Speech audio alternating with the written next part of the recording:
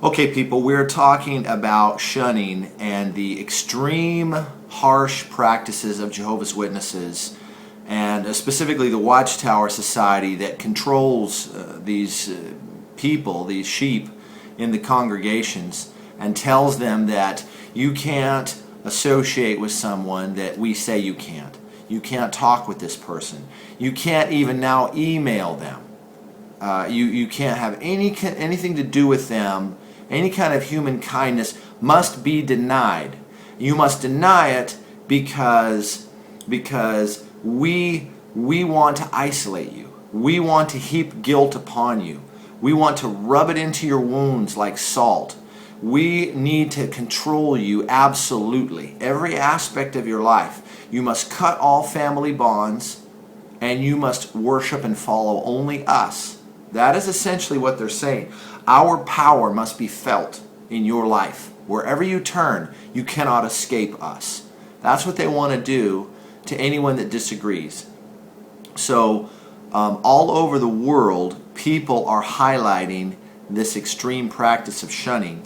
And there is a quote that I'd like to share with you, and it's from the Watchtower of January the 15th, 2013, page number 16.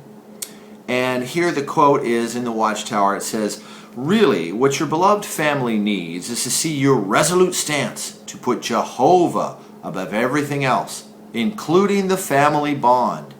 Do not look for excuses to associate with a disfellowshipped family member, for example, through email."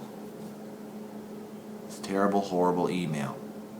Text messages, phone messages, it says in some of the other language translations of the Watchtower. So here the Watchtower is telling its adherents, telling its people that you cannot even email a friend or family member. Just to say, "Attaboy, I hope you're okay, we miss you, we hope that you're well." No, that's cut off, you see. And what they're doing is they're just tightening their control so that they can take advantage of these poor people. Exert their pressure. I mean, right now I have a friend. She's never been a witness before. But she has a close friend that has been disfellowshipped a couple of times. And here this poor person is. She's been disfellowshipped a couple of times, and she's still scaling the walls. She's still trying to climb back into the penitentiary. She's trying to get back into the jail, the Watchtower prison. And you would think that she had learned by now, but no, she's still mentally caught up in the concept, and she's still trying to climb back inside the prison. And then here she has a child who's about to graduate high school. Her child, only 16 years old, she's about to graduate high school early, and because she also messed up, committed this huge sin, oh, you know what it is, and now her daughter, who's only 16, she also is going to get shunned. She got disfellowshipped. So here you have the mother's disfellowship, the 16-year-old daughter's disfellowship, and her family members won't even go to her graduation ceremony. They won't go to the graduation ceremony because they're trying to stay loyal to Jehovah and put Jehovah above the family bond. Do you see this false analogy, or this false decision that they're forced to make? Well, if you email or you associate with this person that we say is evil now, then you're abandoning God. It's crazy.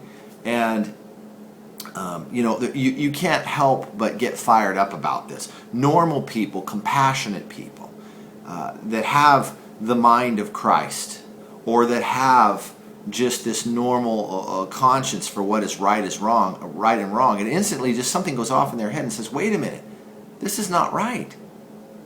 Well, you know it, I know it. Let's get the word out about this.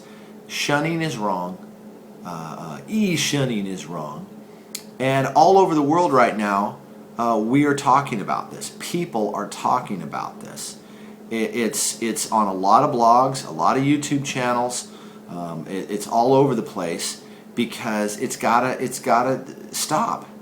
And hopefully through pressure, through social pressures, more and more people will wake up and realize, even though the leadership says this, it's like the Pope keeps telling people they can't use birth control.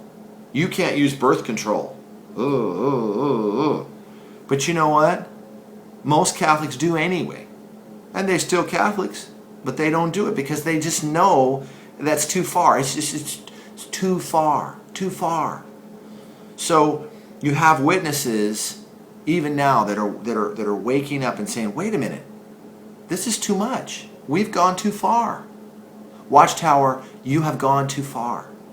You are violating people's human rights and dignity through this this crazy, harsh, enforced shunning policy, and it's wrong. When are you going to change? When are you going to learn that this is not what Jesus said to do? When are you going to realize that Jesus didn't shun anybody? Prostitutes, tax collectors, who were called apostates, by the way. Tax collectors were called apostates by the Jews and the Pharisees.